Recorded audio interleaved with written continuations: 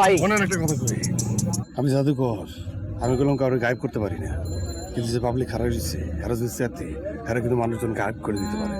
যে ভিট হইব সুন্দর মতো 4,000 টাকা দিয়ে চলে যান, এতে আপনার কিছু যায় আসে না। কে হইলো হাতের ময়লা কি কন? আমার মীমাংসা চাই নাকি?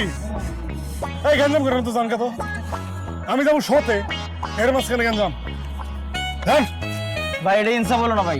হাতের ময়লা ক্ষতি হয় নাই। ক্ষতি হইছে আমার ভাইটার। ইনসাফ হইল না।